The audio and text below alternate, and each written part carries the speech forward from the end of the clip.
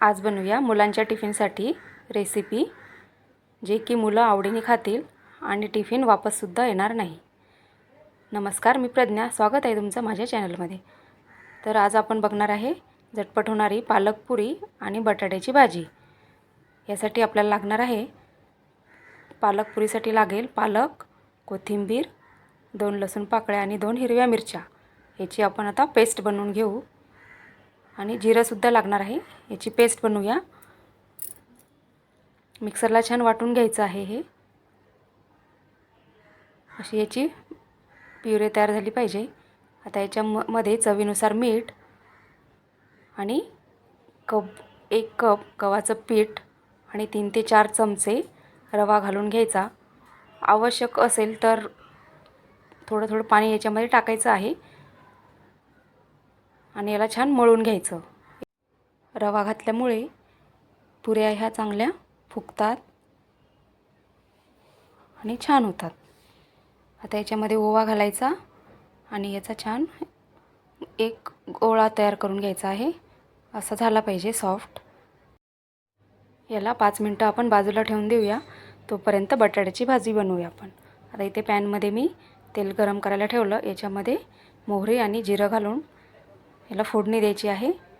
यासाठी आपण कांदा वापरणार नाही आहे, फक्त लसणाचीच फोडणी आपण करणार आहे. याने सुद्धा छान बटाट्याची भाजी ही लागते. 2 लसूण पाकळ्या मी ठेचून घेतल्या आणि त्यासुद्धा याच्यामध्ये आता आपण घालायचे आहे आणि याला छान परतून घ्यायचं.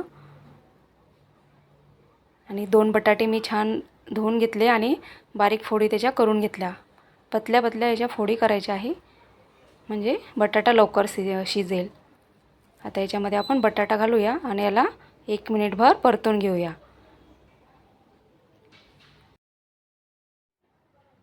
कांदा घातला तर बटाट्याची भाजी थोडीशी गोडसर अशी लागते आणि मुलांना तर काही कांदा आवडत नाही.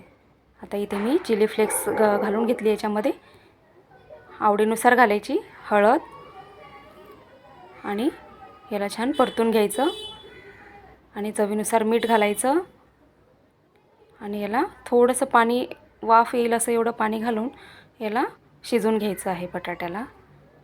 ही भाजीसुद्धा खूप छान लागते. आता भाजी शिजते तोवर आपण पुऱ्या बनवूया. चपाती बनवायला घेतो तेवढा एक गोळा घेऊन चपाती याची बनवून घ्यायची आहे मोठी आणि याचे 4 भाग करून घ्यायचे.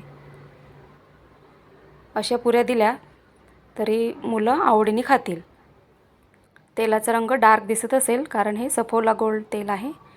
आता ह्या पुऱ्या आपण याच्यामध्ये तळून घ्यायच्या आहे.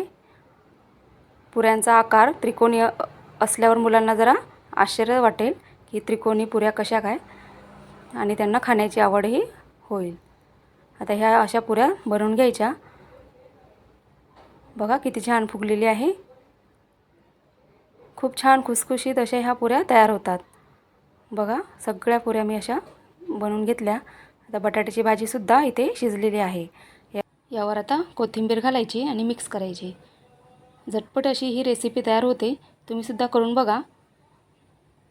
मुलं आवडीने खातील आणि टिफिनसुद्धा वापस येणार नाही. माझ्या रेसिपी जर आवडत असतील तर चॅनलला लाईक करा, शेअर करा आणि चॅनलला सबस्क्राईबसुद्धा करा. ही रेसिपी बघितल्याबद्दल धन्यवाद. परत भेटूया नवीन रेसिपीसह.